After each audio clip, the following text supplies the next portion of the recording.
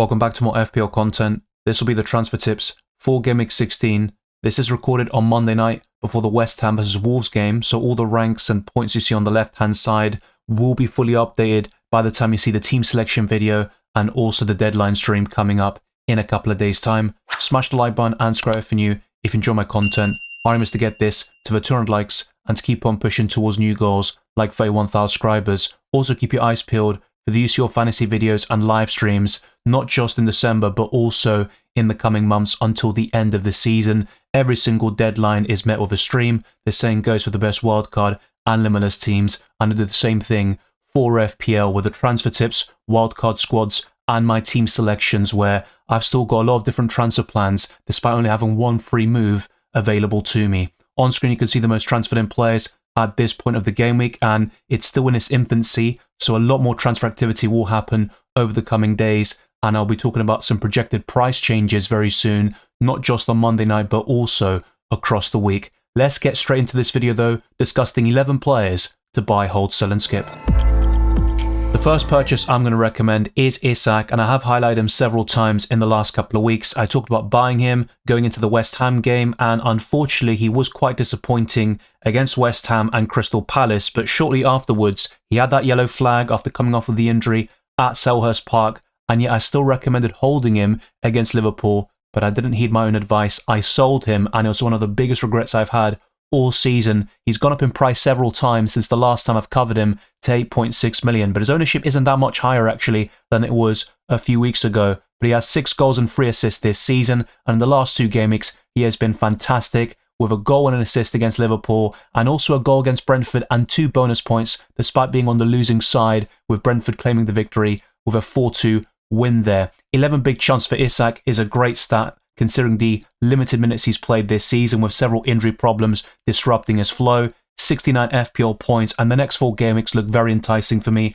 Aston Villa and Man United will always concede chances, and I think Newcastle can get a goal or 2 at least in those matches, with Isak being at the heart of it. The only concern with him, and I've always said this, is the injury record, because he always seems to pick up these knocks, maybe illnesses, and misses out a game or 2 out of nowhere. But if he can stay fit for the next couple of months, I think he's one of the best forwards in FPL alongside Nicholas Jackson. If I had to pick one to buy for the long term, I'd probably lean towards Jackson, because Chelsea have fantastic fixtures until Game Week 23, whilst Newcastle's aren't that long term. It's really kind of a short to medium term punt. But Isak is fixture proof. He scored against Arsenal and Chelsea not so long ago, and he's a captaincy option in Game Week 16 against Leicester City. Even in Game Week 17 facing Ipswich Town, I don't really mind that as a captaincy punt. Isak is one of the best forwards you can buy in FPL. At the time of this recording, Saliba is priced at 6.1 million, but all the websites like livefpl.net do project a price rise on Monday night, and if it doesn't happen tonight, it will happen at some stage this week. So he will cost 6.2 million very soon, probably by the time this video is published, but his ownership is 26.4%, and he has scored in back-to-back games against Man United and Fulham. He's not going to score that many goals from now until the end of the season, but Arsenal are so dangerous from set pieces, and the last 3 goals in the Premier League have been scored from those situations. That won't last though, and we will see a dip in the set piece performances and the threat. You know, right now it seems like every single game they're going to score, and that's actually been a trend for the last 4 to 5 games across all competitions. But Saliba can still get a few attack and returns in the next few months, and I think he can get bonus points and plenty of clean sheets for Arsenal. But in the last 8 games away from home, Arsenal haven't kept a clean sheet, which is very concerning, and it seems like they're much more solid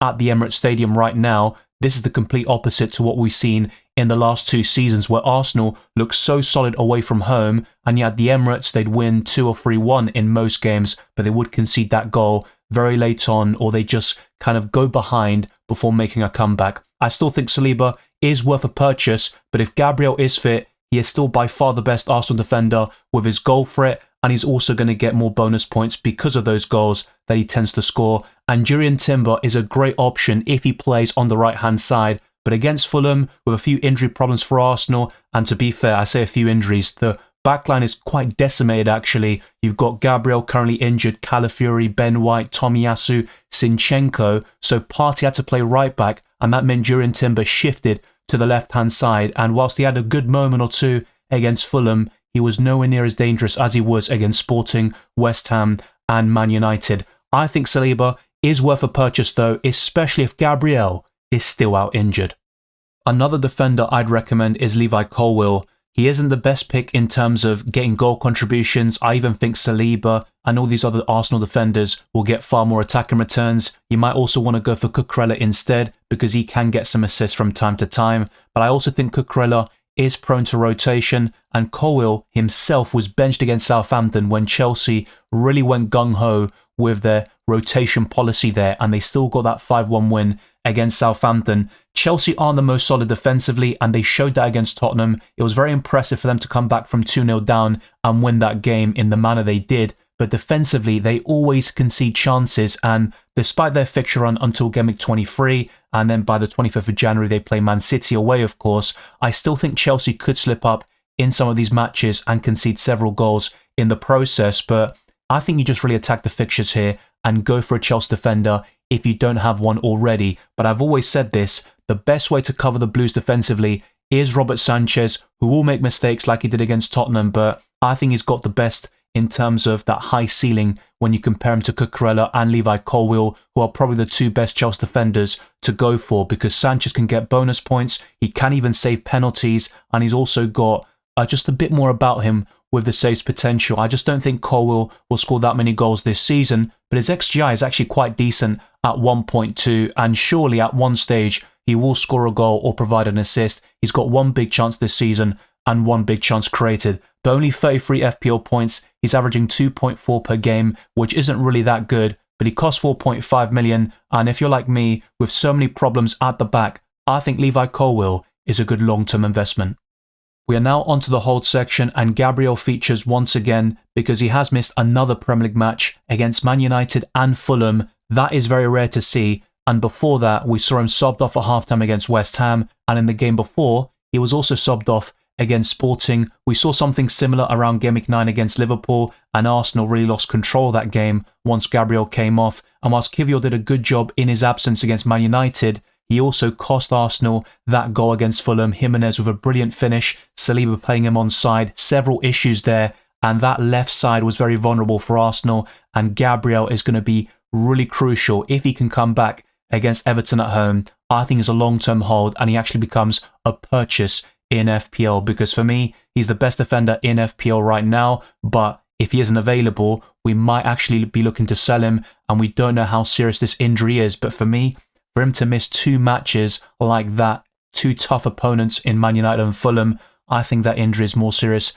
than we originally believed. Luckily enough, in midweek, we do see if Gabriel makes the squad against Monaco in the Champions League, but if he doesn't, that will be a serious concern, and the alarm bells will be ringing. But Gabriel does have 3 goals and 1 assist this season, 6 big chances, which is insane for a centre-back, and 60 FPL points. So really, we just have to wait and see with Gabriel. Don't sell him just yet, and I wouldn't be looking to invest right now. If you've got Gabriel, hold on to him, and hopefully by the next deadline stream, we have more clarity on the situation. Earlier this season, I discussed holding Jamie Vardy before he faced Southampton away, and he scored a penalty in that particular match, but the underlying stats were very poor at the time, only 5 shots in 7 game weeks, and whilst it isn't much better now, 18 shots in 15 matches looks a bit better, but the biggest thing about it is a lot of those shots are big opportunities. Jamie Vardy has 10 big chances so far this season, 9 key passes, 3 big chance created, and an XG figure of 4.38. He is overperforming this stat, but he is one of the best finishers in the Premier League history, you could argue, especially in the 21st century. He is a cult hero and a legend of Leicester City, a Premier League winner himself. The upcoming fixtures, though, are terrible, but I could see him proving to be a bit of a nuisance to the likes of Newcastle, Wolves, and Man City. But at Anfield, even as good as Jamie Vardy is, I don't really think he's going to do much in that game, and Liverpool look imperious at the moment. But Vardy is one of the best budget forwards in the game. He currently costs 5.5 million, but he is expected to rise to 5.6 million either on Monday night or across the week. His ownership is 8.2%, and he's got 6 goals and 3 assists, which is the same as Brennan Johnson, who has been a very decent FPL asset so far this season, and 66 FPL points for Vardy, only 3 less than Isak, who looks like one of the best forwards in FPL. So I think Jamie Vardy is worth holding on to, but you've also got Evanilson, Joao Pedro, Welbeck, who should start in the next couple of games, and plenty others in the striker position. Brennan Johnson was subbed off early in the second half against Chelsea in that 4-3 defeat, and Ange Postecoglou said the following: Brennan just didn't feel well. He didn't feel well at half-time, but he wanted to give it a go. He just wasn't feeling 100%, so I had to take him off. I think Brennan Johnson will be available against Southampton, but definitely keep an eye out for that situation. You don't want to be selling Spurs assets when they're about to play the worst team in the league, and the long-term fixtures are quite good, but I still think Spurs are that inconsistent that even the likes of Southampton, Forest and Wolves can be really tough games for them. And to be fair, Nottingham Forest have been very impressive so far this season. Liverpool at home though, Johnson can still score in that game despite Liverpool boasting the best defence in the league right now. And Johnson has been one of the most improved players in this season's Premier League with 6 goals and 3 assists, an XG figure of 6.77, only bettered by Cole Palmer, Salah, Jackson and Erling Haaland. So it's a great stat for a 6.7 million midfielder, and his ownership is still quite low at 9.2%. You definitely don't want to sell him against Southampton unless he's definitively ruled out. 71 FPL points is a great start to the season for Brennan Johnson, who originally had some issues with the fan base in the first few game weeks, but he turned it around, and you've got to give him credit for it. He's been one of the shining lights in an otherwise dismal season for Tottenham Hotspur. One of the most surprising stats I've seen all season is that Rico Lewis has scored 3 Premier League goals, and all of them have come against Crystal Palace, but he was sent off in the second half, and I have to say that was a poor decision, and unfortunately VAR can't intervene with second yellow cards, which for me is ridiculous. But Rico Lewis will miss that game against Man United, the Manchester derby in Gameweek 16, but afterwards you've got Aston Villa away, then it's a good fixture run for Man City, but I think Rico Lewis is a sell. You've got so many options at that price range, and whilst not many of them are standouts, I think Kirkes, Colwill, and many others I've discussed in recent wildcard and Transfers podcasts can do the job for you. And Lewis has been very inconsistent this season. He's a young player with a lot of potential, but I also think he's been at the heart of the City problems. Now, you can't blame him alone. I think the lack of Rodri really dents Man City in general. And if Rodri was playing alongside Lewis, I think you'd see the best out of him. But City need that holding midfielder to control the games and also to give that protection to the back line. But Rico Lewis is versatile. He played as a left back against Crystal Palace. He can also play on the right, his natural position, and drifting into the midfield at times. But I do think he's a sell. The only Man City defender I look to hold is Gvardiol because he's got so much attacking potential. He showed against Nottingham Forest, and even as a centre-back against Crystal Palace, he's still got into some very dangerous areas, and 8 key passes against Tottenham not so long ago is also very impressive. But the problem with Man City is that they're so vulnerable defensively, and you don't know where the clean sheets are going to come from. So I'd sell Rico Lewis, and most Man City assets, the only 2 I'd consider holding right now are Erling Haaland and Josko Gvardiol. Squad depth can be very important in FPL, especially over the Christmas period with matches every 2 or 3 days it seems. I think it's very, very crucial to bolster that 15-man squad. We saw in Gameweek 15 with the Merseyside derby being postponed that you need good players coming off your bench. In my case, I've got Van den Berg off the bench to deliver 0 points after conceding twice to Newcastle and being booked. I just don't think Van den Berg is worth holding in your FPL team. I know he costs 4.1 million and you might have bigger priorities in your squad, but I think every single position is crucial. And in my case, the defensive line is woeful with 2 yellow flag players who both didn't feature in Gameweek 15. And it's very important to have decent options coming off the bench to replace them when needed. Van den Berg isn't going to be one of those. He's only kept 1 clean sheet this season against Everton, and he was on my bench for that one. The same goes for Mikalenko in that very same game. His ownership is 3.7%. No goals, no assists. 1.5 points per match is hideous, even for a budget defender like Van den Berg, and 19 FPL points. And Brentford's fixtures are terrible for a very long time. That's why Mbeumo was sold in droves, and even Wissa was getting offloaded by many FPL managers. But there is a case to hold both of them. I just don't like the defender assets. That includes Pinnock and Collins, who scored in Gameweek 15, and Flecken can still get saves and be decent with 3 or 4 pointers from time to time. But if possible, I would sell all Brentford defenders and Flecken in goal.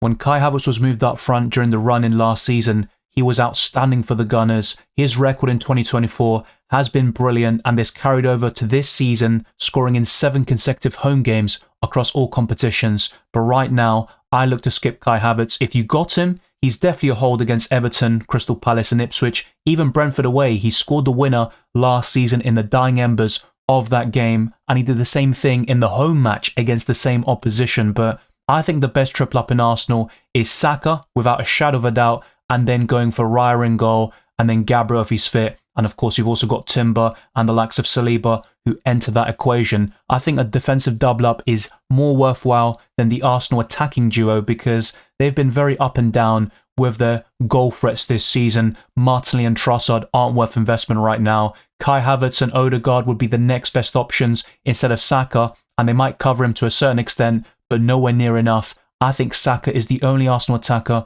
you want to invest in right now, and Kai Havertz has played the most minutes of any Arsenal outfield player so far this season. He looks a bit tired, he hasn't been playing well recently, and I think there are better forwards elsewhere like Nicholas Jackson and Isak in FPL terms. You've also got budget options like Evanilson, Joao Pedro and Danny Welbeck. So despite Havertz having good underlying stats like an XGI figure of 7.29, 5 goals and 2 assists isn't too shabby. Then you look at the big chances, 13 overall. I still think Kai Havertz is a skip.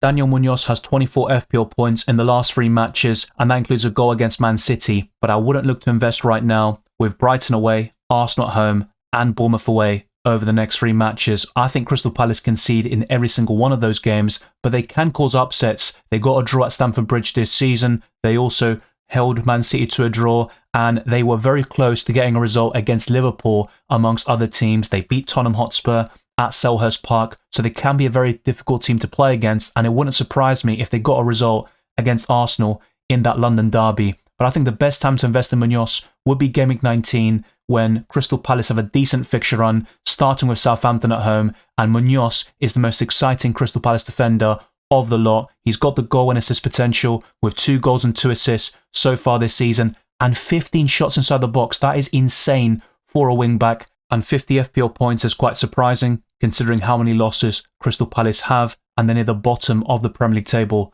as a result. If they look solid defensively over the next 3 matches, I think Game Week 19 would be a great time to invest in the likes of Daniel Munoz and other Crystal Palace assets. The final player I'm going to cover today is Enzo Fernandez, who won the Young Player of the Tournament award at the World Cup only 2 years ago. He had a decent start to his Chelsea career, but last season he definitely fell off and he struggled for consistency. Chelsea were also a shambles, but this season it's a completely different story. Now he has 3 goals and 3 assists, and all of them have come in the last 5 game weeks, starting with that assist against Arsenal as a substitute, and Chelsea have brilliant fixtures to boot. So if you are looking for a budget midfielder, Enzo Fernandez could be an excellent choice. He's going to go up in price to 5 million very soon. He's currently 4.9 at the time of this recording, and I don't think Enzo Fernandez is a bad FPL asset, but I've said this for the last couple of weeks. Palmer is by far the best Chelsea asset. Then I'd put Jackson in second.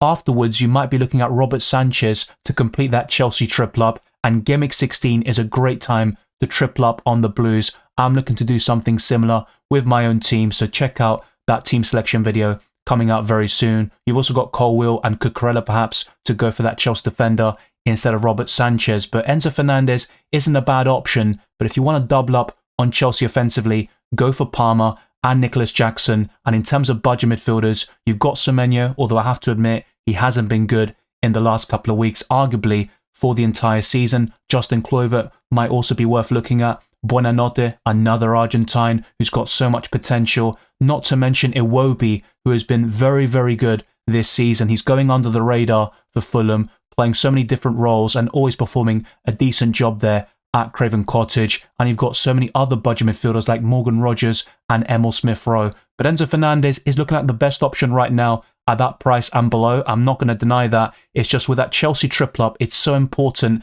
to go for the likes of Palmer and Jackson if possible. But if you don't go for Jackson, or you might have Isak instead and you want to go for a different sort of Chelsea attacker, Enzo Fernandez might be the next best option, even over Pedro Neto, Joao Felix, Nkuku, Jadon Sancho, etc. So from that perspective, Enzo Fernandez could be a decent investment. But right now, I wouldn't go for him. I've got a different idea of the best Chelsea triple up. 21 key passes is decent. 52 FPL points is very impressive for a 5 million midfielder, considering most of them have come in the last couple of game weeks. Is it a purple patch? We'll wait and see. He is a quality player who can be inconsistent at times, but Enzo Fernandez is currently a skip from my perspective. And there we have it, another transfer tips video chalked off, this time for Game Week 16, and on screen you can see the most transferred out players at this point of the game week. Welbeck is top, with Haaland, Gabriel, Watkins, Gvardiol, Lewis and Smith Rowe just behind, and all of them are close to 100,000 transfers out, and we're going to expect much more transfer activity over the coming days.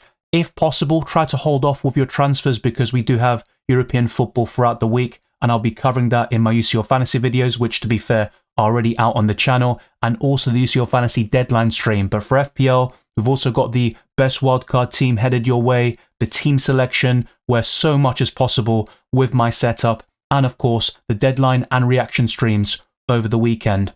Thank you very much for watching this video and listening to this podcast. If you enjoyed it or found it useful, then be sure to smash the like button and subscribe for new. I promise to get this to over 200 likes and to keep on pushing towards 31,000 subscribers and beyond. Follow me on Twitter and Instagram, DylanRCM, and check all the links in the description below for my Patreon and the championships, for early access to my videos, amongst many other perks, the Discord server, FPL League, Draft Hound, as well as Spotify. Leave a 5-star review on my podcast. It goes a long way to support my channel. I wish you all the best of luck for Game Week 16 and the rest of the season, and I'll see you next time.